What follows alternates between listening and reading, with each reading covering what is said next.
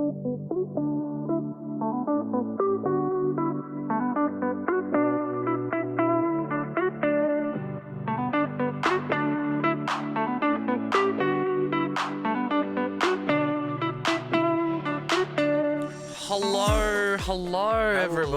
everybody. And welcome back to Jack and Tom Save the World. I am, of course, Jack. And I am, of course, Tom.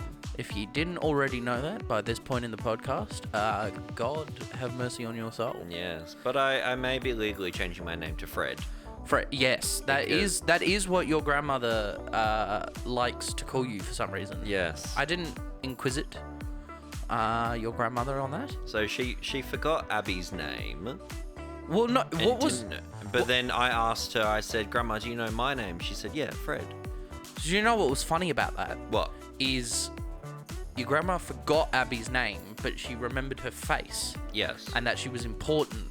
Because she took her mask off and she was like, oh, hello, dear. I'll give you a hug. Yeah. And then it took her about 10 minutes to actually figure out that it was Abby. Yeah, to remember her name. So God bless her. She remembered my name, though. Yeah. I mean, look, and that's fine. Like, she's 92. We can't really blame her for it. So I sat down and I said, oh, how are you? It's very cold. You doing okay in the cold? And we had a nice little conversation about how cold it was because it's supposed to be spring, heading into summer, and it's not. And it's cold. It's a bit uncomfortable.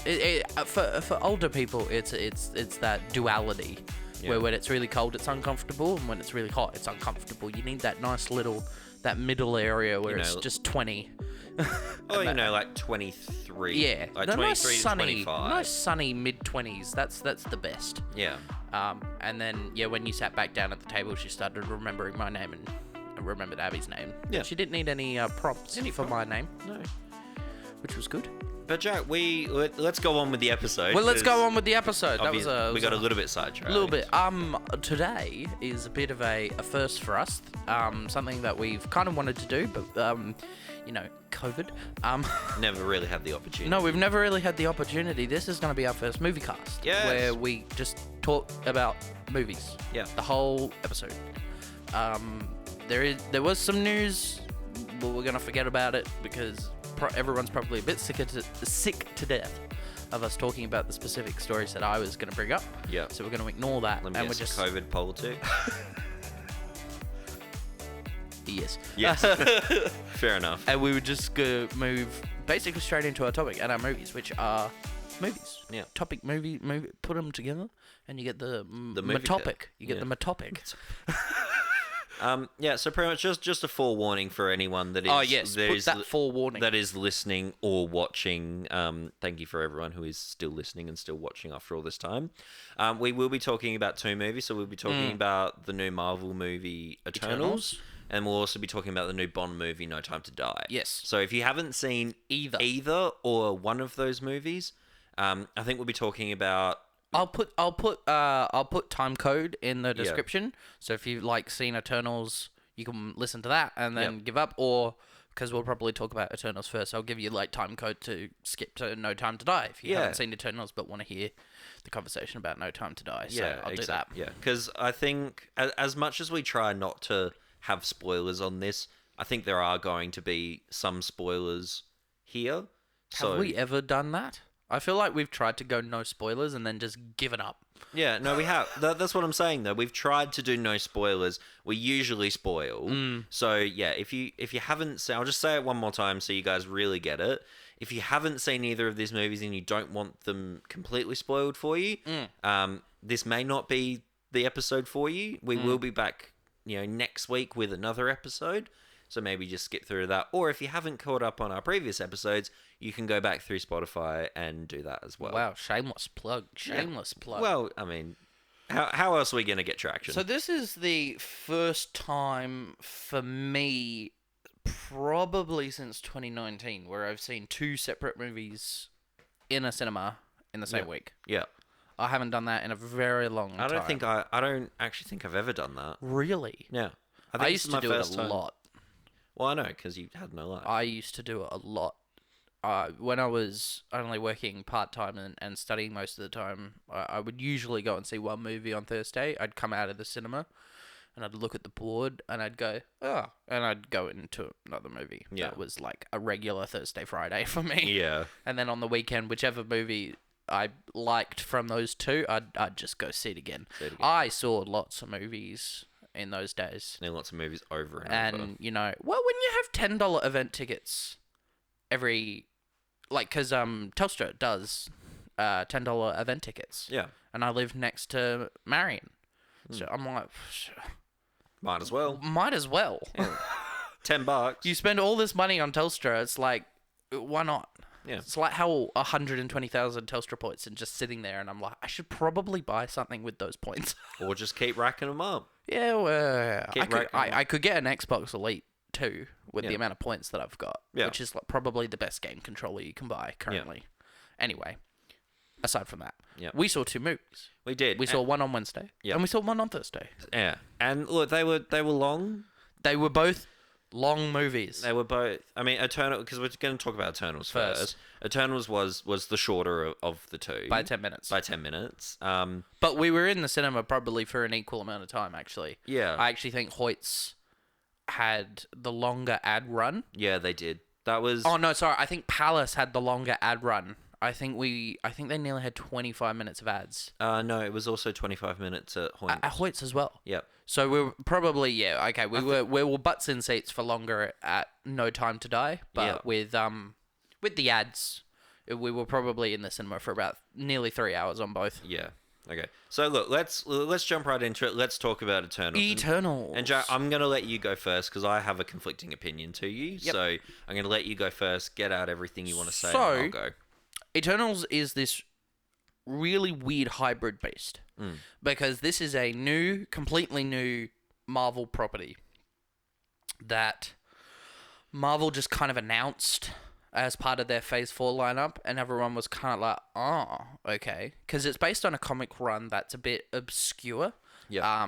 It was one that was completely written and drawn, because you draw a comic, by Jack Kirby, who's one of the granddads of Marvel Comics. Yeah. Mostly known for his artwork, not really his writing. Yeah. But he took Eternals on, and he made it his good little run. And it's a really interesting comic. I should get you some issues so that you can read it and just see what the movie was actually based on. Yeah. I don't think you need to do that for every Marvel movie. Probably not. But Eternals, it's a good idea to like kind of see where everything is coming from. Yeah, and there are parts of this movie that are just panels from the comic series. So Marvel announced Eternals. They announced the cast, which was kind of nuts at the time when they announced it, because they got Angelina Jolie and Salma Hayek and Kit Harington and Richard Madden. It was a nuts cast. And then it got delayed because of COVID. Yeah. So this movie was supposed to come out a year ago. This movie was supposed to come out before Shang-Chi, but Shang-Chi ended up coming out before it. Yeah. Which was a weird thing that we never really talked about. Is this weird COVID mashup of movies that we've seen before, movies that were it's weird. Yeah. And I love this movie. I love it a lot. It's like all Marvel movies, I've never actually given a Marvel movie a 10 out of 10. Just first of all, because I always think there's something in a Marvel movie that I can't give it credit for, and that's full artistic freedom, which a lot of people on the internet love to go along with. Yeah. But with a Marvel movie, there is a considerable amount of control from Marvel because of it being a connected universe. Yeah. So it's like, no, you cannot do this, even if it would make a story better, like killing a specific character. Yeah. You can't do this. And for that, every Marvel movie I've ever rated has only ever reached a 9 out of 10. Yeah. I love them subjectively. There are so many Marvel movies I would probably give an 11 out of 10 to. Yeah. Nice little movie reference there if you've ever seen Spinal Tap. I love this movie. Yeah. But you only gave it a 9 out of 10. I only gave it a 9 out of 10. Yeah. But for Marvel, that is the max. Yeah. Yeah, that's like the 10. Yeah, that is the 10 for Marvel. So you could give it a 10. But I don't think it's flawless. No. Well, okay, I shouldn't say flawless because no movie is flawless. I don't think there's ever been a flawless film where there is like for a film to be flawless, it'd have to like have zero continuity errors. It would have to be absolutely like perfect, and I don't think that exists because we're humans, we're flawed. Yeah, so exactly. Our art is always going to have a flaw in it somewhere. Yeah, and of course, some films, that little tiny flaw might just be, you know, a cigarette changes lengths because of 2 different shots. And people just went, it's unnoticeable. Yeah. And just because there's a continuity error, I'm not going to take points off because it's a hard job in a big Hollywood film. No, exactly. So, it took me a while, though. I didn't leave the cinema the first time I saw it, which was without you, and go, I loved that. I was kind of sitting in the theater as the credits were rolling because there are 2 end credit scenes. There's a mid-credit and a post-credit. Yeah. And I was like, how do I feel about this film? Because this film has a very polarizing reaction online. Yeah. Especially with professional critics, which I think we're going to get into because I think it's an interesting discussion with this film. So there was kind of that, like, you kind of look over there at what the critics are thinking, and you go into this movie and you're like, okay, I really don't want to let that affect me. I'm a full believer in making up your own mind. Don't just listen to some idiot on the internet and go, okay, that person's opinion is correct. I'm just going to assume that opinion is my opinion and move on with my life. I don't need to see Eternals. I know everything about Eternals. It's rubbish. Okay, you following? I'm following. No, I am. I promise I am. I'm listening to everything you're saying. I'm just stumped on a little point. Yes. So obviously, like, you know, we're both massive movie lovers. Yes. We both love seeing films. The cinema is like a happy place. Is heaven. It is. It's heaven for both of us. Like, you go and see a really, really good film in the cinema. It's amazing. I even love going to the cinema to see a bad movie. Yeah, exactly. You go to the cinema to see a bad movie, you're still at a cinema. You're still at a cinema. You know, it's different. I think the thing is, what I'm noticing about the 2 of us is we take 2 completely different approaches over the preparation to watch a movie. Sure. Because for me, the preparation to watch a movie is go online, buy the ticket, drive to the cinema, and watch it. Whereas you're more into... What are the critics saying? What are the reviews saying at the moment? Well, no, not in that I take what the critics are saying to heart. No. But like you check. I'm invested in the culture of that fandom. So that's what we kind of all talk about always. But what's kind of a bit strange for me is that you would even look at a review or anything for a movie that you haven't seen, and then, because the thing is, as soon as you look at a review about what someone else has said about that movie, like, you can say to yourself as much as you like, you know, that's not going to influence my opinion, blah blah blah, like that. But in a way, in your subconscious, it is going to, because you already see what someone else has said, and then maybe there are things in that movie that maybe on the first or second watch you wouldn't have noticed, but then you watch, or you read a review, and it's, you know... So I didn't read any reviews for Eternals until I'd seen it. You're just completely deconstructing your whole point. I had seen what I had said. What I should have said is I'd seen the aggregates of what critics were saying. So you know before the movie. Yeah. So you know your Metacritic and your Rotten Tomatoes, which are both pieces of shit. I don't even look at that though. Yeah. Well, I steer away from that completely because I want to go into a movie, be 100% invested in the movie. I don't give a shit what Rotten Tomatoes says. I don't give a shit what IMDb says. Yeah, good. Like, but I'm not going to look at it and then go into that movie and go, oh yeah, well, you know, this was, you know, IMDb rated it a, you know, 6.7 out of 10. And I think this is, you know, like an 8.4. I just go, I watch the movie, and then I go, right, cool. I've seen the movie. I've made up my own mind about it. Let's see what other people are saying. Yeah. And I think that's kind of... I'm not saying that your way is right, your way is wrong and my way is right. It's just... I just noticed it was a different approach from both of us, where we both have a keen love for movies, But we I don't go and see. I don't go onto Rotten Tomatoes because Rotten Tomatoes is a piece of shit. yeah. And I don't go and look at like the Eternals score and go, oh no, it's 57%. Oh no, yeah, Eternals is ruined. It's terrible. It's just simply you're on Twitter one day and people are like, oh, the tomato meter has been revealed for Eternals. It's not great. And they're like, well, that's interesting. It got me a little bit more interested for the film, especially after seeing it and then reading the reviews. I realized what was going on. Yeah. And, this film is complicated to talk about. As I said to you after I'd seen it, I'm like, I can't, not in a bad way, but I can't recommend this movie. No. And that's not like if I went and saw, I don't know, what's a terrible movie that came out? What's a terrible movie that came out? It came out. Yeah. Cats. Oh, yeah, there we go. I don't recommend Cats because it's a piece of shit. Yeah.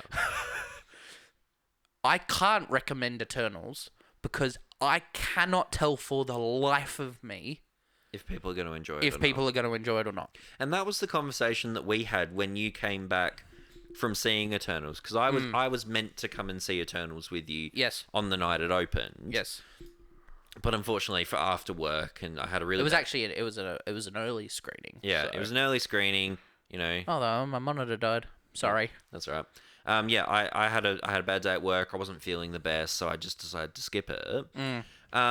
And like you came back, and I asked you. I said, "How's the movie?" You were like, "Yeah, it was good." And I'm like, and then last week you were like, "Oh, we're gonna go and see it on Wednesday," and I'm like, cool, thanks for asking, but sure, let's go see Eternals. Because there wasn't even a conversation about, do you want to go and see this movie? It was just, we're going to go see this on Wednesday. Well, I wanted to talk about it on the podcast. I'm like, I thought okay. I thought you were on board with seeing that. Oh, no, I was on board. I was just a bit like, oh, okay. Like, I do want to go see this movie. Yep. But, it wasn't a question or anything. It was just we're doing it. Okay, yeah, fair enough. But, no, and then when we were going to go see it, I think it was Tuesday night, and I said, am I going to like it? And you just looked at me and you're like, I actually don't know. I don't know. I don't know if you are going to like it. Because sometimes, and I'm not trying to be stupid or modest or pretend to have a superpower, but with a lot of films, I can tell with a lot of my friends whether they're going to like or dislike a movie. It's different. Just based on their preferences. Yeah. And it's preferences, and it's also the traits of the movie. Mm-hmm. Like if you go and if we go and watch a movie, and we go watch a movie in the cinema, and I go, oh god, yeah, that was really really good. Like I really really enjoyed that. And then you go and see another movie that's similar to it, then yeah, obviously that's a pretty fair assumption that I probably will like that movie. Mm-hmm.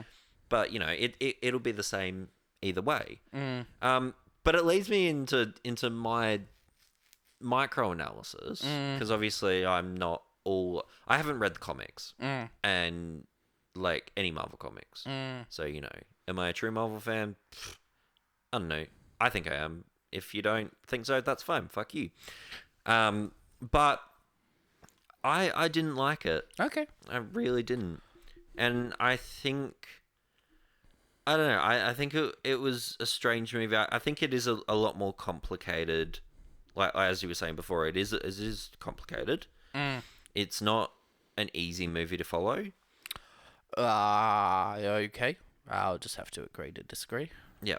Well, this is how it's going to be with us with Eternals, because it's just it's an agree to disagree movie. You love it. I hate it. Oh, hate's a strong word. No, hate is the right word. Really? There was one. I told you this after we saw it. There was one scene when they're fighting on the beach, and and Icarus is being taken down and stuff like that, and that was the only part of the movie that I actually looked at and went, "Wow, this is well done." Every other part of the movie, not even the fight in the Amazon. No. Because every other part of the movie, I thought, and this is just my opinion, I thought the characters were incredibly shallow. There was very very little depth to the characters at all. I mean, the cinematography wasn't bad. It just wasn't great, in my opinion. The acting from three-quarters of the cast was horrid. I think the only people like Angelina Jolie was fine. Salma Hayek was wasted completely. And even Kit Harington, like they bring in Kit Harington to introduce him into the MCU, and he's on screen for 10 minutes. Like, it's barely anything. So you've got these really you've got these A-list actors that are coming in to do this movie, and you're not giving them any screen time. But then you have these other people, and half of these people that were in this movie I had never heard of before. I'd never seen them in any other movie. So there was a few newbies. The girl that played Sprite was new. She hadn't been She was in a bad. lot. I'm sorry, she was bad. I disagree. The Gilgamesh was played by a Hong Kong-based boxer. I did like him, though. Good character. Gemma Chan has been in a lot of stuff. I'm surprised you've never heard of her before. I didn't connect with Gemma Chan at all with her character. Which other characters? The guy that played Druig, he was in stuff the guy that played Druig, he's Irish. He was in Dunkirk. He was in a few other things. Also bad. The speedster Marikai, who's deaf. She's been in a lot of stuff, a lot of indie stuff. She was in Sound of Metal last year, which was great, and her performance was amazing. I haven't seen it, so we should watch it. So a few newbies, Yeah, but not a ton. And Bill Skarsgård. Yeah, look, Bill Skarsgård was that was a weird. That was a weird one. Here we go. Okay, because this is the movie cast. You thought the characters were shallow. Yes. Why? Because everyone, I feel like at any point in that movie, they were just people were just talking for the sake of talking. There wasn't really that much going on. Like, they kept talking about the same shit over and over again, scene through scene through scene. You've never had an interaction with a group of people where that's happened before, ever, in your life? Because I have. What, where they just keep talking about the same thing? Yeah. Well, yeah. It's called my family. Yeah, well, it's my family too. And to be honest with you... But I also find it annoying.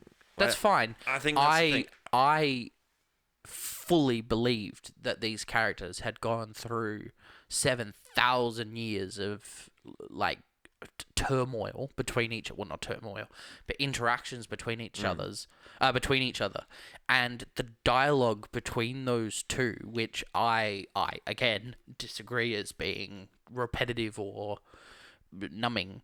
After seeing it for a second time, I'm like, these are real characters. Now I know we're just gonna disagree on that. Yeah. But I felt they were real.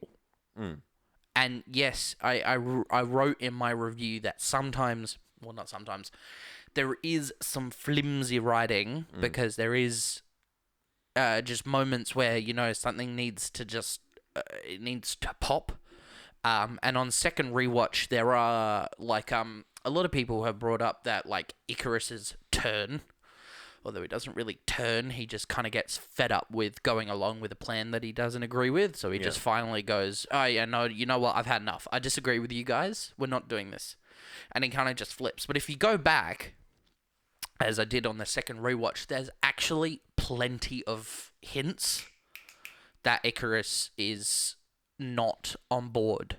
He's always kind of trying to manipulate Cersei, who was picked as the Prime Eternal from when Ajax dies, and she was picked as the Prime Eternal. So there's plenty of little microaggressions to kind of use their love for each other to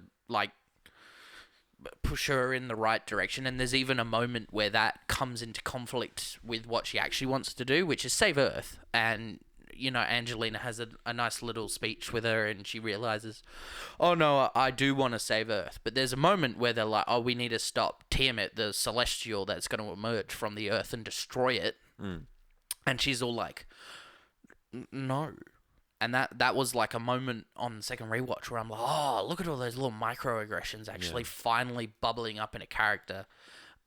Oh, it's just brilliant. And I thought all of the actors played their roles so brilliantly. None of them felt fake on second rewatch, which is what I was worried about. I was worried that some of the performances would fall apart on second rewatch.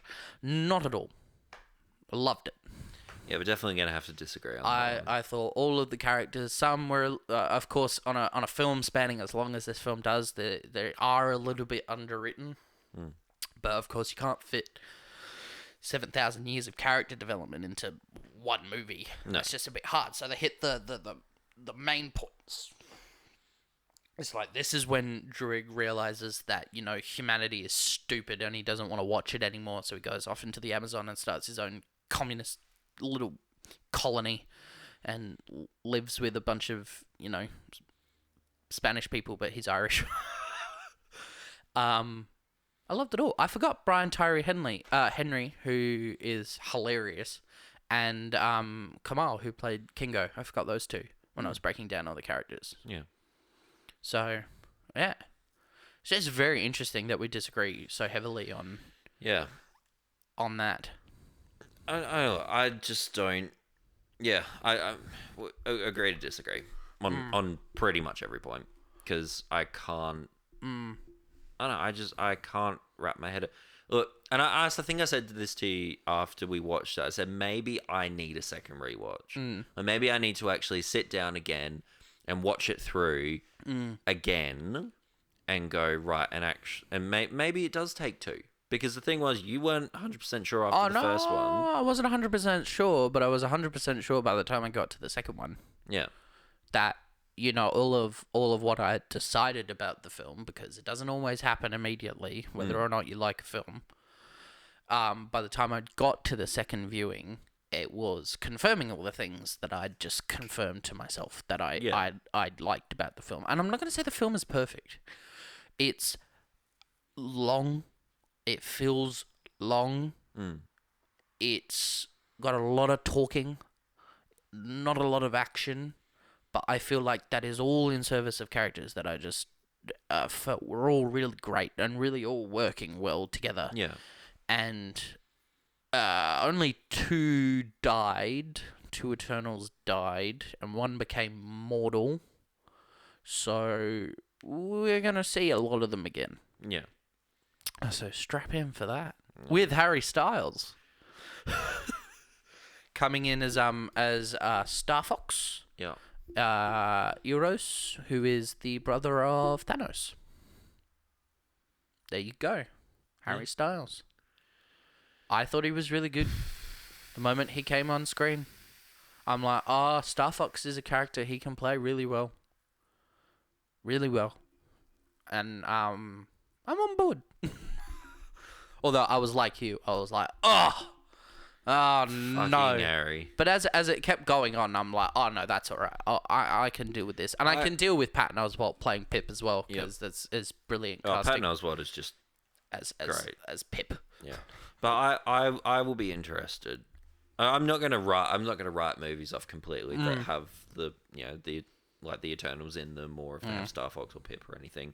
I'm not going to write them off. I'm still going to watch them and give them what they deserve. And look, maybe after the second rewatch of Eternals, I will come around a bit more to your way of thinking. Maybe there is stuff that I missed that I didn't quite pick up the first time. Well, you said it was hard to follow. Yeah. If you're going to ask me why, don't. Really? Because you have just any little pinpoints of things? I'm literally saying the movie was hard to follow. That's the beginning of the statement. The statement has begun, the statement will end. But you have no pinpoints on things where it lost you? The movie. I'm saying, you're not listening to me. I'm saying the movie was hard to follow. If you're going to start asking me why it was hard to follow, I'm not going to be able to give you an answer. So, it was hard to follow. Yes. If you say why, I swear to bear with fucking me. God. So, in the beginning, there were Celestials. Yes? Yes. Big old red boy. Yes. Aramesh. Aramesh, yeah. Aramesh the judge? No. No. He's got a name. Anyway. So, the Celestials need planets to Why are grow. you mansplaining this to me? I'm not mansplaining. You are. You're mansplaining to me. I'm trying to see what you didn't follow by going back through the plot. We're going to stop. Why? Because you're not going to mansplain the plot of Eternals okay. to me. They need planets to grow, okay? You're still doing it. I want to explain it, and I want you to tell me once I've explained it where it lost you. No, okay. This isn't going to be a thing that we're doing right now. I've said what I said. But it doesn't. But for the people at home, they're like, it didn't make sense. It's not for the people at home, it's for you. But why? It's so you can sit there and pick apart my opinion of why it was bad. And I'm not playing into your little game. I just want to know your opinion. That's the problem. It was hard to follow, but I'm like, what was hard to follow, Tom? You can't just nod your head. It doesn't make any sense. I've given you the answer you deserve. But you're not saying anything, Tom. It was hard to follow. Wow. Yes. Okay. Well, your favorite movie, Burlesque, is hard to follow. Okay, you don't get it. Well, you don't get Eternals. No, I don't. That's what I'm fucking saying. Jesus. God. I don't really think it was that hard to follow. Okay, I will have to watch it I'm happy to watch it a second time. Oh, okay. I was worried that you were. Oh my God! I literally have been saying that for the past 15 minutes. I know. I should have said it earlier, but I was worried that when I rewatch it when it comes out on Disney Plus, you're just gonna walk out of the room. No, I will sit down and watch it because the thing is, I think. Okay, I retract my earlier statement of saying I hate it. I dislike it. You dislike it. I really wanted to like this movie. Yes. So I'm willing to give the movie another chance for me to wrap my brain around all of it so I can change my opinion. If I watch it a second, pretty much sometimes there are going to be some movies that I'm not going to like the first watch. Second watch, I will see more than what I did the first time. The second watch is really when your opinion is made, or you either make it or you break it. Yeah. On your opinion. So if I watch Eternals again and I come to the same conclusion as the first watch, I'm never going to like that movie. Yeah, no, I know. But and I'm not trying to force you to like that movie. I understand that, but I know some people think I try to force my opinions on other people. Oh, fuck off. But like when you watch a movie for the second time, it is very much like that's when you see. It's when you see the whole movie. Do you have a movie in mind where you disliked it on first watch and your second watch made you go, "Oh, hang on"? Sin City. Really? Yeah. I remember you saying you didn't like Sin City. I watched. I must have forgotten the follow up to that discussion. I'd watched half of Sin City before I watched it with you. Okay. Yes. And so that's half a movie watch. So it's not really watching a movie. Yep. Then I watched it full through for the first time with you. I didn't like it. Yep. Really didn't like it. Yep.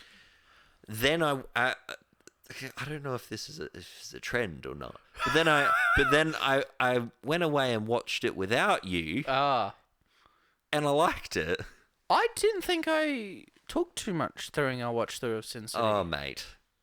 Oh, you can't get through you can't even get through a single movie in the cinema without talking. Oh, yeah, well. Yeah, well. I mean, look, there were some funny parts in both Eternals and No Time to Die that we both talked in. But you were just insufferable for a bit of it. Hey, sometimes you make jokes too. I don't call you insufferable. Yeah, but they're eloquently timed. Anyway, so I feel personally attacked. Jack, Eternals, 9 out of 10. 9 out of 10. Me, probably about a 3. Oh. 3 out of 10, I would say. That's but harsh. 3 out of 10, we'll still watch a second time. Oh, come on, it was right there. 3 out of 10, we'll try again. Because I say 9 out of 10, we'll watch again.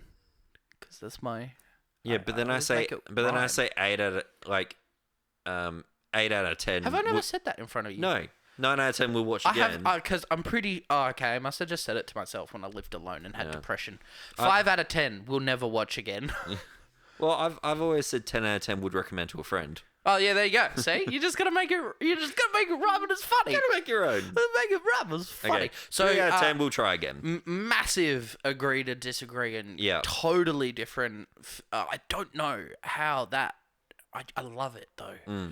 I love when people... I see, because people can probably watch this and they'll probably see my face because I'm like, oh, wow, I really disagree with this. So my face is just going to express how much I disagree with this without speaking. But I actually really love it when two people massively disagree on a film because it's really cool to show how the human brain... But it's also interesting. It's comes really, at things. But it's interesting to see what some people picked up on and what others didn't. And I think that's the thing. Like, you probably picked up on a fuckload more than I did. But, you know, that's what the second watch is I for. don't see, because I don't even think there's that much to pick up on. But that's fine. A bit hard to follow, but okay. Why? But anyway, let's move on to a film. So let's go from the First film that was almost perfect. Yeah. In your opinion. Yeah. To a film that, in both of our opinions, is pretty much... It's must pie. It's master pie. It is and we've both agreed, it is the best movie of 2021 so far. We've still got another, month and a half to go. And we still have all of the films. Still have Dune. We still have all of the films from 2021 that don't come out in Australia until January, February. Yeah. That we're going to watch before I will officially declare the winner of that list. But at the moment, the reigning champ... The heavyweight champion of the world... Is No Time to Die. No Time to Die. Bond 25. And... Wow. Yeah. What a movie. Yeah. I have been so excited for this movie because I have always... And I think you're the same. Always loved Bond. Whether it's the old Bonds or... No, it's just always loved it. But the Daniel Craig Bonds are definitely my favourite. I don't love Bond. I love specific Bonds. I love Daniel Craig's arc. His 5 films. I think it's a great little series. We'll go into that. We'll put that over on a shelf. Yeah. Otherwise, I don't love Bond. If that makes sense. I love specific Bond films. But with the next Bond, because it's not going to be Daniel Craig, I am not just gonna be there either. It will take a lot of convincing for me to like the next Bond. Are you gonna watch the next Bond though? Yeah, probably.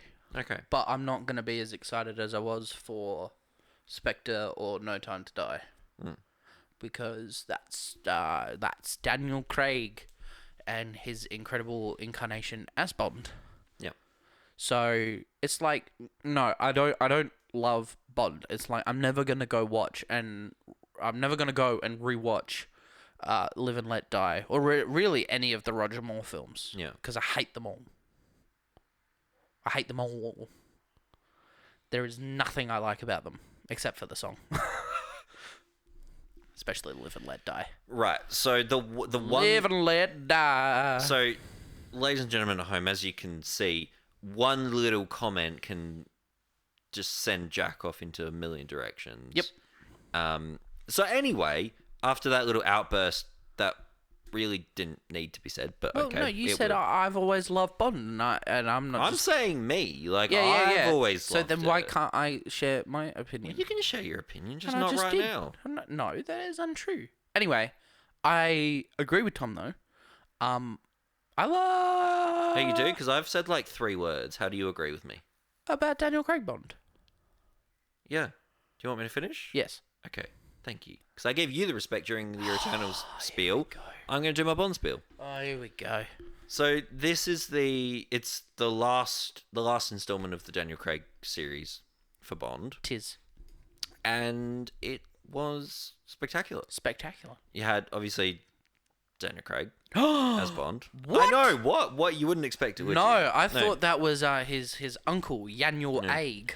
But you've also got... Oh, damn it, that joke did not. Daniel, yeah. Daniel Aig. Yeah. But you've also got probably one of the best Bond villains that we've had for quite a while. Yep. We're in Rami Malek. Yep. And he was just... That's a big fly. It is a big fly. Where is it? Oh, it's probably behind the TV. Yeah, it's behind the TV. Yeah, the Bond villain in Rami Malek was insane. Mm-hmm. It was so good. I didn't know what to expect with Rami, because obviously he's been in a couple of... He was in Bohemian Rhapsody as Freddy, so that was a bust. What? The film Was a bust? It was a bust. Wait, what? The film was bad. What? The film was bad. You agree with me? Yeah, I've always agreed with you. What? No, you haven't. Yes, I have. No. I've always said I really dislike Bohemian Rhapsody, and you've gone, yeah. And you've never agreed with me on Bohemian Rhapsody. I'm so happy. Me going, ugh, doesn't mean I fucking love this movie. But yeah, I don't shrug. like it. I've just moved on and go, okay, Tom doesn't want to have that discussion. No, I don't like it. I don't like Bohemian Rhapsody. But he's also, he's been in that. He's also been in, he was in Night at the Night at the Museum, which is where I was going with that. And his best performance was his run in Mr. Robot. Yeah. I haven't seen it, but I will. You need to. I will watch it. Yeah. Might be my next show I watch. So I was on it was a slightly different page because I feel like Rami Malek can only play one character, one type of character. Yeah. And fortunately, the director and writer, oh no, I had his name already in my head. Because he's got a I think it's French Spanish. It's really hard to pronounce on a fly. I really have to look at it and then try to. Denis Villeneuve? No, that's Dune. Oh yeah, that's Dune. And his and you pronounce his name as Denis Villeneuve. That's how you pronounce his name. That's fucking stupid. But okay. He's French. Well, he's French Canadian. Anyway, I think his first name is Gary. Denis so. Villeneuve. I think we'll just go with... I think it's Gary... Just go with the director, okay? Gary Joji Fukunaga. I think that's how you say it. Oh, okay, yeah. Anyway, thanks to him and his selection of Rami Malek, his villain is a creepy, weird dude. Yeah. Which is what Rami Malek can play. Yeah. Is a creepy, weird dude. And it's pretty... And I'm sorry, Rami. I know you have an Oscar, but like it's all you should play from now on is weird, creepy dudes. But you've also got Ralph Fiennes. You got Ralph Fiennes there. He's looking terrifically as old. M. Oh, he was. He's looking terrifically old. He actually looked younger when he played Voldemort With all the shit on his head than he did in No Time to Die. You actually have almost the entire returning cast from Skyfall and Spectre. Yeah. Because the thing that I got about Ralph Fiennes was it was probably about maybe a quarter or halfway through the movie, was that I honestly believed that he was going to turn into the villain. I honestly thought there was going to be like a shift where where M turns into the villain. It's like a bloody Bill Skarsgård in Eternals. You think he's the villain, but he's not. No, he's not. But like that was super strange. Him looking old. No. Yeah, him looking old was super strange because that's what super happens when you age. But like just the whole shift, like from going from M to possible villain back to M, but still being a little bit shit. Yeah. Like I that was the one part of the movie that I was a bit like, that's interesting. Yeah. So this movie is much more like Casino Royale and Skyfall, in where the villain isn't around a terrible lot. No.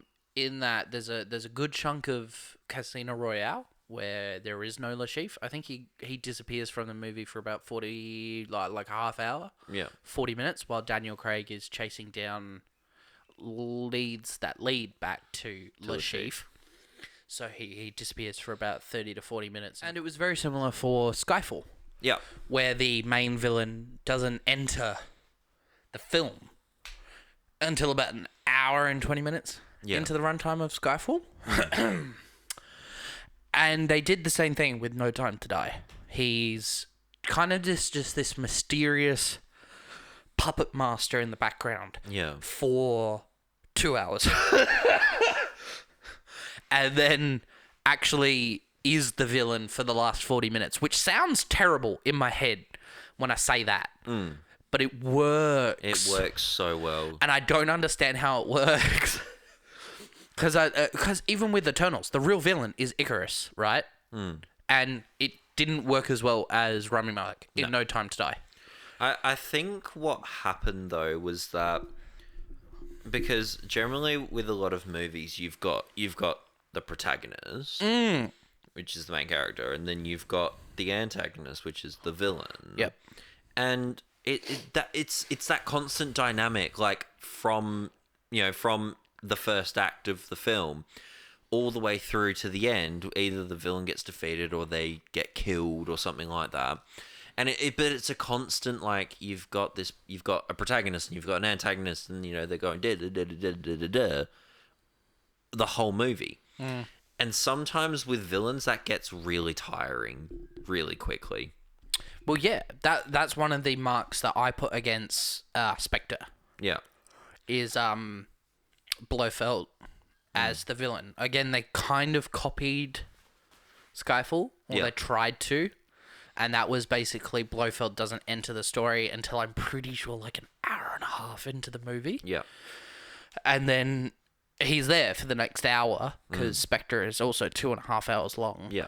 But he's just because he's Blofeld, who's that, the classic freaking Bond villain, but he's this weird hyper realistic version of him. Yeah. But he's still the bloody cat pattern idiot that Blofeld's always been in Bond. Yeah.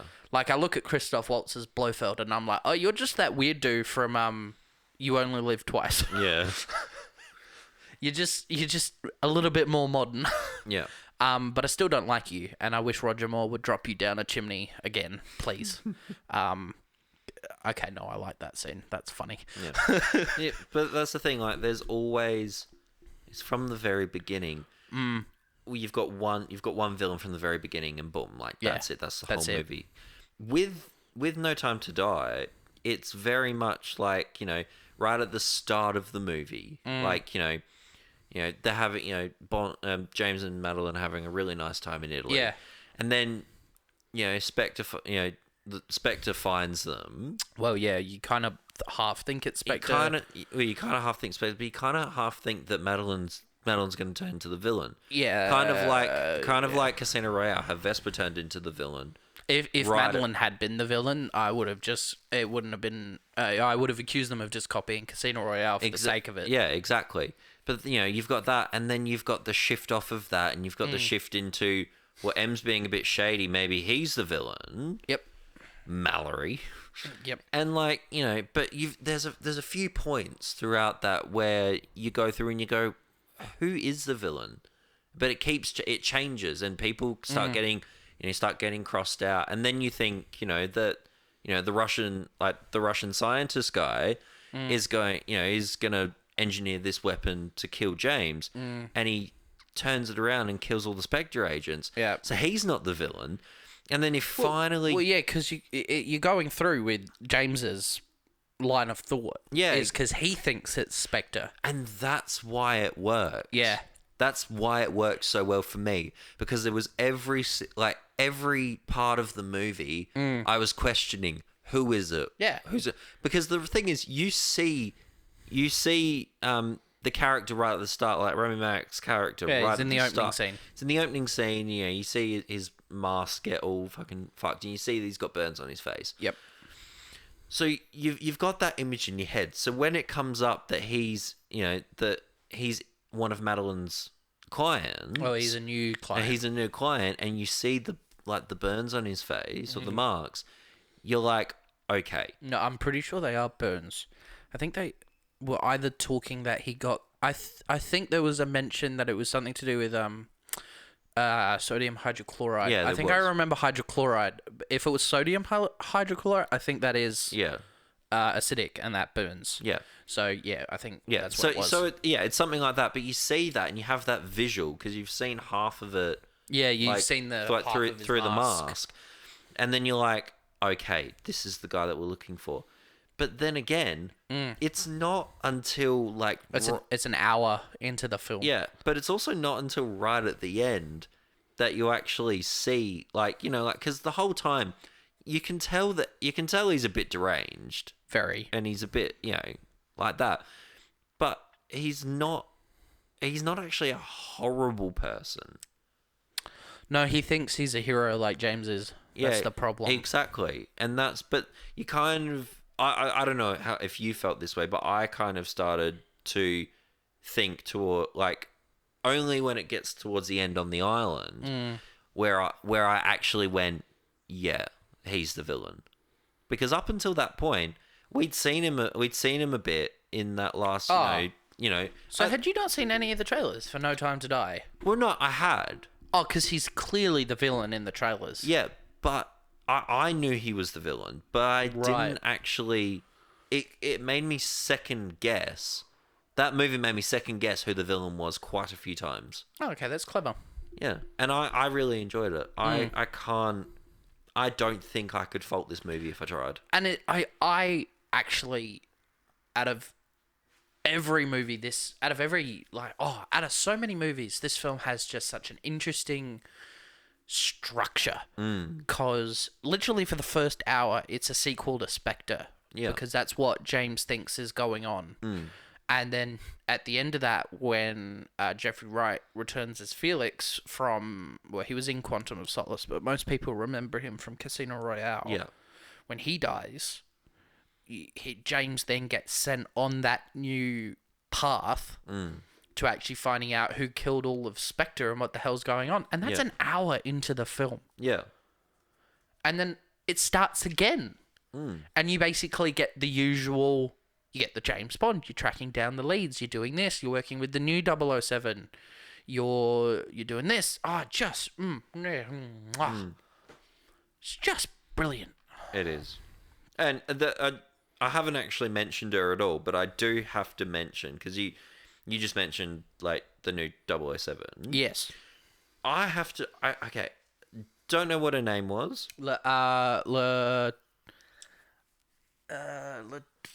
Is it Latasha or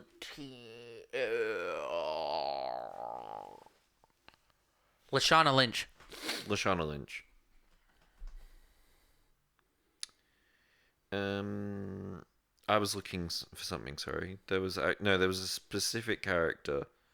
So Lashana Lynch plays the new 007. Yeah, no, I'm not talking about her. Ana de Armas. She was great. Yeah, Ana de Armas, who plays Paloma. Ana de Armas. That's what I said. No, you said Ana de Armas. I know it's an internet meme. Sorry, I'm not being pedantic. It's an internet meme. I'm being fully serious. It's just interviewers never know how to pronounce her name, so it's like a little internet meme. Continue. Thank you. I do have to give a special mention to her because she was great. Yes. She starts off really like timid and really like, kind of like a little schoolgirl kind of thing. And then she's only in that one, like that. She's in one scene. She's in that one scene, but you can see that she has a sort of like a kind of complete arc within that one scene. It's the fastest character development I've ever seen. And I was living for it. And then she disappears. And she disappeared. I was hoping she was going to come back. Yeah, I kind of felt as that scene was going on, it's like, in all of the trailers, you only see her in that dress and in that one location. So I'm pretty sure I'm not going to see her again after this scene's over. I really wanted her to come back, though. Yeah. I liked her. I liked her energy. I liked the character. And I liked how her and James worked together. And I think that was really, really nice. But yeah, Lashana Lynch as well. As the new 007. As the new 007. I think I said to you as well that I didn't really like her character. That's the point. Yeah, and then but that's the thing. Like, I didn't like her character. I loved her performance though. There, see that? Yeah. That's the point was you're not supposed to like her because I until think, the end. I think this is the thing though. You can. I think what a lot of people get confused with movies is that people play like horrible characters, kind of like Imelda Staunton in Order of the Phoenix from Harry Potter. Is that how you pronounce the name? Yeah, I've only ever said it to myself. yeah, that's how you pronounce it. Is it Imelda? Imelda Staunton. Staunton. Yeah, Imelda Staunton. but she. Well, there we go. Yeah, but she plays Dolores Umbridge in that movie, and oh my fuck, like I hate Dolores Umbridge. I hate her. But that's because Imelda is an incredible actress. But for the longest time, you hated Imelda. I hated Imelda and everything I saw her in. I was like, fucking hell. I said that to Tom when it was announced that she's playing the Queen in the final 2 seasons of The Crown. I'm keen. I'm like, but initially you were like, oh, it took you a little while. Yeah, it did. Because that was when you still didn't detach Dolores from Imelda. Yeah, exactly. It's kind of like how I have never detached Maggie Smith and Fresh McGonagall. Yeah. Can't unsee it. Whenever, like, when Alice in Wonderland came out and who plays Snape? Holy crap. Alan Rickman. Thank you. Alan Rickman played the caterpillar in Alice in Wonderland. Yeah. Just Snape. It was just Snape as a caterpillar. CGI caterpillar Snape. Exactly. Anyway, characters detaching from actors detaching from the characters. But that's the thing. I was able to detach myself from Lashana Lynch to say that she is incredible. Yep, and she's great. But yeah, no, this movie 10 out of 10. 10 out of 10. Absolutely. I agree. Currently ranked number 1 for movies in 2021. See it. Best movie. See it, definitely. If you haven't, and go and see it in cinemas. Not Salisbury, though.